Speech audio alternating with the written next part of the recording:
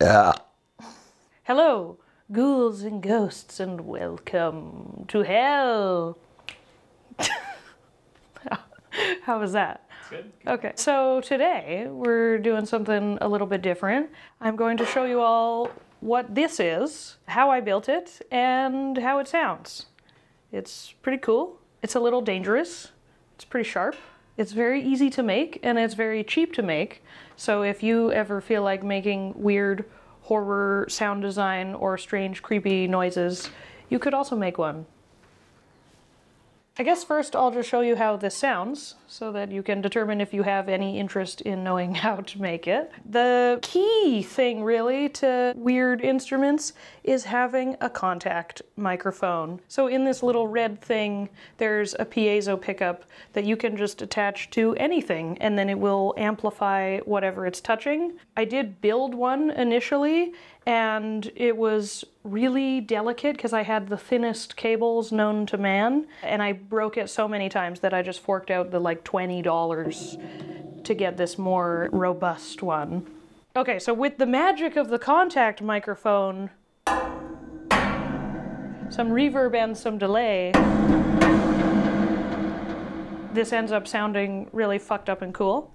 There's lots of different ways you can play it. Bashing it and dragging it on tables and floors is a really good one. That's why all my corners are messed up.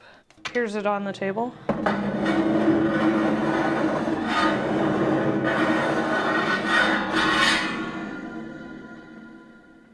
Immediately pretty fucking awesome, right? Also, if you have a mallet, you can do some fun smacking.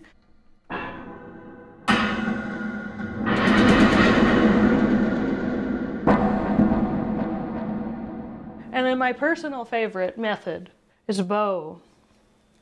Please don't mind that it's so fucked up. This is sharp metal, so the bows get ruined.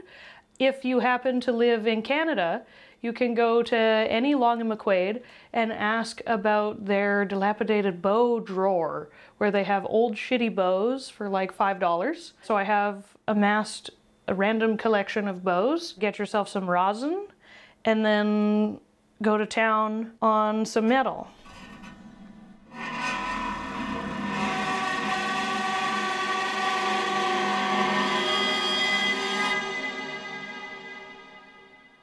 How can you go wrong? I mean, we just went to Silent Hill, I think.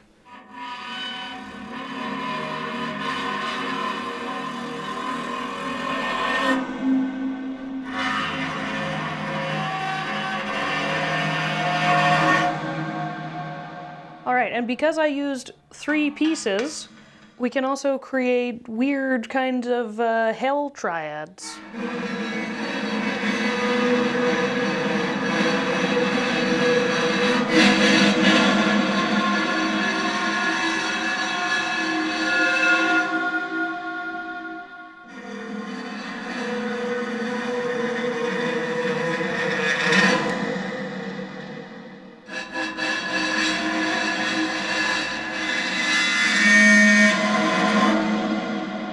In my opinion, that sounds fucking amazing.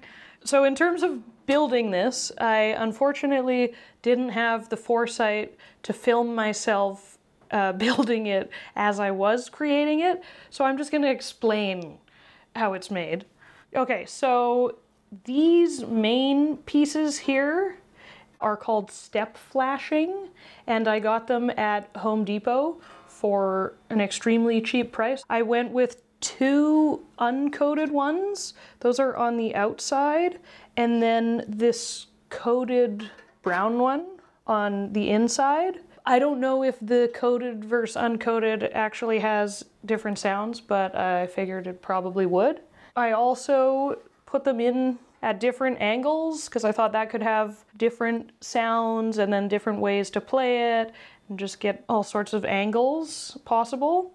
This hole here was just a mistake when I was troubleshooting how to make it, but maybe in the end it means that this one sounds different to the one on the end. And then for the handle, I just got a really long rod or something. I honestly don't even know what it is. It's a thread rod. threaded rod. Okay, a long threaded rod that I also got from Home Depot. This is just some gaff tape so that it's slightly more comfortable to hold. And then on the inside, fastening it together was quite tricky because they really wanted to spin around, which was problematic if I'm trying to have this triad sort of thing going on. So I drilled the holes in the workshop at my school with a drill press. So if you don't have a regular drill, also, if you don't have the tools, I'm sorry. I'm lucky to have access to a workshop and lucky to have access to somebody who knows what the fuck they're doing. So I was able to ask the dude in the workshop how to fasten these together. So he suggested these, I think he called them locking nuts. So in between these nuts is a washer that has a split in it, kind of thing. And so when you put that in the middle of the nuts and then tighten it as much as you can, it's really, really sealed. I don't know how that works. On every single side of the step flashing, I just have the nut, this broken washer thing, and then another nut, locking nut system on both sides. And then on the end one here, I have an extra large washer. And then this also, which has a rubber band in it, which now that I'm looking at it, I realize that's probably what he was calling the locking nut. Because that's actually a nut. As far as those split washer things go, I don't know what they're called. I'll try to find out and put it in the description. All things considered, this is a very cheap thing to build. Or you could even build something similar to it. Or if you just have random metal at home, for example, I have like an antique copper plate. I don't know where it went. That also just sounds amazing.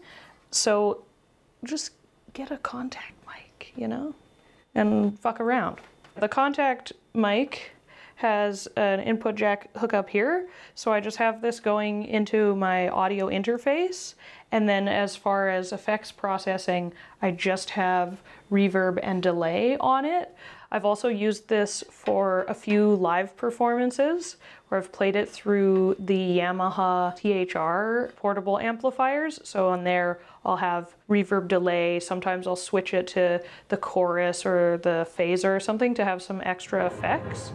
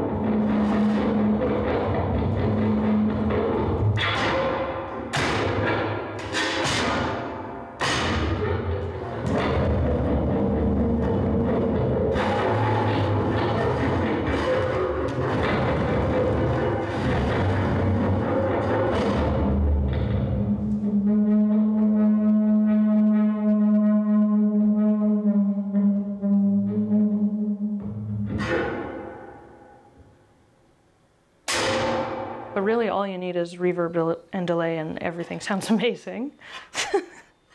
So very easy and tons of fun. Thank you for watching. I hope you found this interesting, enlightening, and or educational. And let me know down below if you build instruments or if you will try building one now. And if so, what have you built or are you building? Wow. That was really long-winded. Let me know down below if you've ever built an instrument and what it is. And if not, let me know if you're going to try now that you've watched this. Thanks. Bye.